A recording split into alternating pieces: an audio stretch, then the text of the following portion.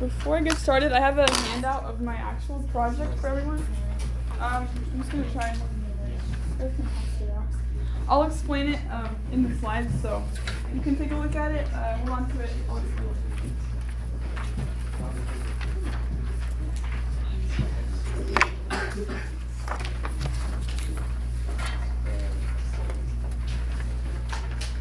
And then also this packet is like another part of my project. You guys can pass it out. Okay, thank you guys for being here. Here is what I did for my senior project.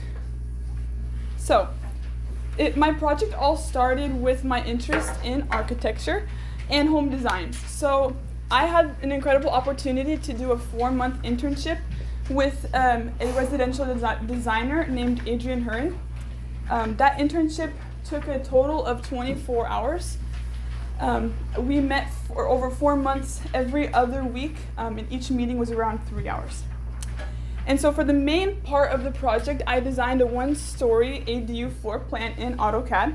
And so for those of you who do not know what an ADU is, an ADU, according to the state of California, is a secondary dwelling unit with complete independent living facilities for 1 or more persons. And so the type of ADU I designed is detached, which means it's separate from the main house. And like Ethan explained, AutoCAD is a leading 2D and 3D computer-aided design software for creating precise technical drawings, blueprints, and models. It is the industry standard. It's vertex-based and extremely precise. The last part of my project was completing over 10 chapters of worksheets from an architecture textbook, also learning the California code and regulations and laws through websites. That took a total of 11.5 hours. And so the requirement for the project was 40 hours, but I completed 60. Okay, so why architecture? So I am very blessed to have known already what I wanted to do coming into this project. I kind of grew up around that world because my mom's side of the family is full of construction managers, surveyors, and engineers. And so, for example, my grandpa worked for Rudolph and Sletten for over 20 years as a surveyor and superintendent. So that's just kind of where I grew up in. And also, my mom always said that growing up, I was always building things and creating things hands-on. At one point, I even built an entire miniature city out of cardboard and construction paper that it was as long as my room. So, yeah, okay. And then also, one thing that was really, it stood out to me how the Lord kind of just prepared all this for me is that last summer, I prayed that if this was the direction that I was supposed to go, that I would get clarity or connections or someone to talk to. And not even a month later, I went to a summer camp and left that camp with 5 connections of people I actually knew, but I didn't know that they were in that field. So that was a great thing. Okay, next. So for the ADU mock project, which is in front of you, I started with the address that my mentor Adrian selected, which is 2258 Salisbury Way in San Mateo, California, which is in the Bay Area. My sister was the client for this project, so the way that it worked was we had the address picked out, I had the parcel of land, and then my sister was acting as if she owned that land, and she wanted an ADU in her backyard, so that's kind of how this went. So it was based, I was able to consult her and interview her based on what she wants for the project, anything she needs, like key details that she wants in it, and so we did that through a design questionnaire.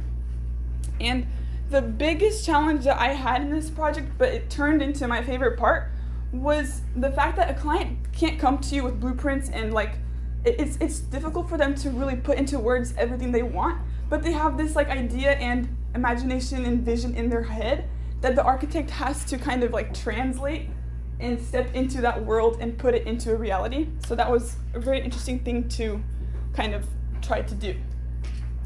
And then I redrew the site plan with the new ADU floor plan in AutoCAD. Okay, so with the first page should be the site plan with the existing home, and then the ADU floor plan, and then the back is like the detailed.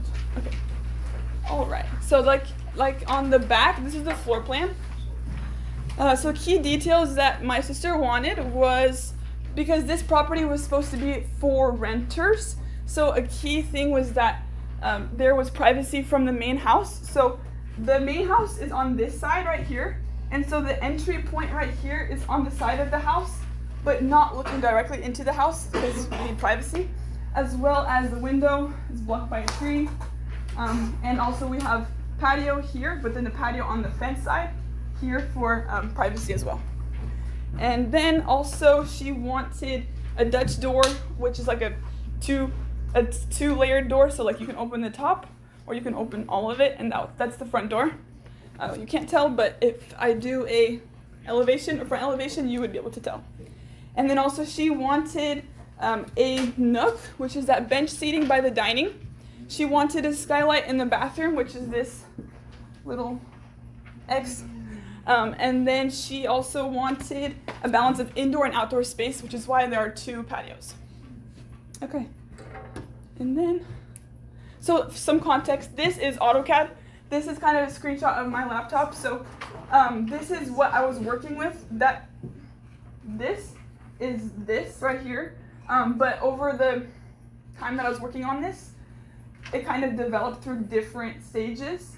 So that's just kind of the zoomed in version. But yeah, like Ethan said, AutoCAD kind of looks like a little bit gross because of all the colors. So the layers up here, like Ethan was talking about, I was working with around 250 layers.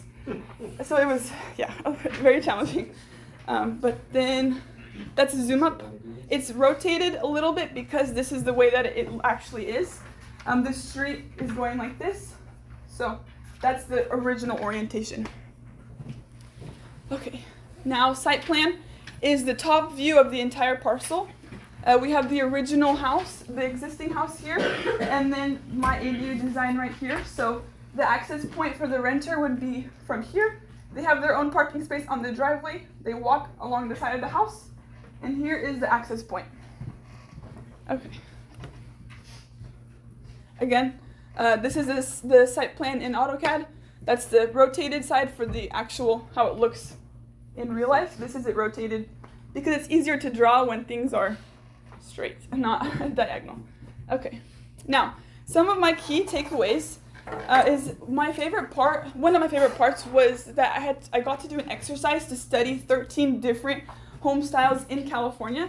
So this includes like their common features and their origin. And so this exercise developed for myself what styles I like best and what I would like take from this side and like put together. So my favorites are Spanish Colonial and Craftsman. I don't have pictures, but it's okay. And then also I got to experience the entire design process from start to finish, learn the ins and outs, good parts and bad parts. Good news is that I liked all of it. And then also I got to have client interaction and understand how important communication is with the client because they're paying you, and architects, it's like an hourly basis, but anywhere between, depending on if you work for yourself, but it's like $150 to $200 an hour. So it's like they're paying you, you have to communicate with them so that if they don't like a thing that you designed, you don't have to charge them extra hours to fix it, but you just talk about it to them right away and prevent that. And then I was also very fortunate prior to this project to have gone through 2 college classes learning about AutoCAD. So I had that like background and experience. So I don't think I would have been able to do that if I didn't take my classes. So I was very blessed to have gone through that and kind of just get my feet wet and have a basis for this. And then I also got to establish a work relationship and learn professionalism in a different sphere than my current job. And this project was very independent. I had to kind of create my own deadlines and stick to them, as well as pick my deadlines with my mentor so that he could check it, plan check it, and just make sure everything looked okay.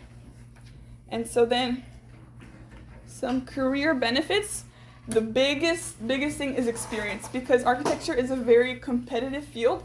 And so being 17, I feel like I have a little bit of a head start, and I have that to put on my resume and a mentor to kind of back that up.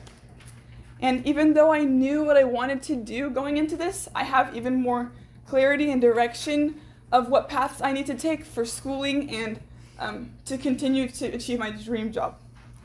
And because of this project, I have a great relationship with my mentor that I wouldn't have had otherwise.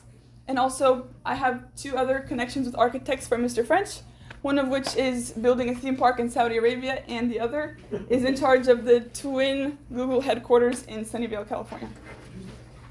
And I also had to learn and pick up a lot of information, because in the meetings that we had together, it was like 3 hours of just like California code and this and that, then we do this like this, and like dumped on me, and then I had to go home and like just draw on AutoCAD. So it was like I had to just take what I learned, let it soak in for a second, and then translate it into lines and space and dots. So, okay, thank you. Any questions? Yes, Michael? When you're communicating with the client and they're telling you what they want, is this something that you just all put into notes and you go and try creating this later at home and then you send it to them and kind of ask if this is what they want? Or you sit down with them a couple different times and you just keep on showing them until that's what you like? Yeah, good question. So that's something that I did. I did a 20 questionnaire for the client. So I asked them, what is the purpose of this? How many people will be living there? What are your key features? Do you want accessibility? Like all these kinds of questions that cover all these topics, so that then I have a good idea. It's not like a final like checklist, but I have a good idea of what they want. And then also it's really important to like continue the conversation, because many of the times they can change their mind or something comes up, budget cuts or whatever. You have to continue communicating throughout the entire thing. Yeah. And then one more question. After you finish this and you get what they want and you kind of figure out the design and everything, do you hire an independent general contractor that hires under contractors and you guys just go and basically knock out the whole project in your backyard, or how does that work? So it depends. If you have your own company, so my mentor has his own company and he does it where he is only in charge of the plans and that's it. Like, goodbye client, I hope everything works out. But there are firms that take care of that as well. They have like partnerships with other contracting companies that they kind of work hand in hand. Otherwise, either you just take the plans. It also depends on your contract, because before you start the actual drawing, you have the client sign a contract of everything that you're expected to do, and then like your hands are clean. So your mentor just kind of draws it, and then he just gives it away to the client, and the client has to bring it to a contractor. Yeah. Do you get paid hourly or do you get paid on commission? Okay, so if you have your own business, your own firm, it's just however much you charge the client by hour. So anything you do, you draw, you visit the site, you talk to an engineer, or you get plan checks. Those are all billable hours. So it's whatever your rate is, you put that into the contract, and okay. Yeah. Anybody else? Yes. Since you grew up around this field and had a lot of familiarity with it, was there anything that really surprised you once you were actually in it? Honestly, everything kind of surprised me. Like I had an idea of what everything was like, but it just felt really real. Like sitting there and being like, oh, like I'm designing it. I send it to an engineer to check. If he sends it back, then like that's it. It's like it's kind of like it's not simple, but it is kind of simple in that way. Like as long as you do everything to code, everything matches. Like that's it. So that was kind of a cool thing. Yeah. How many contracts and paperwork? How much paperwork are you dealing with like a day? So more like paperwork is at the end. Beginning and end. The middle is all you just at the computer. Like drawing on AutoCAD really takes a very long time. Drawing a little stool took me like 2 hours. But it just depends. Like the beginning, you have the client sign the contract. You sit in front of the computer and then you print everything out and give it to the clients. Yeah. Okay. Thank you.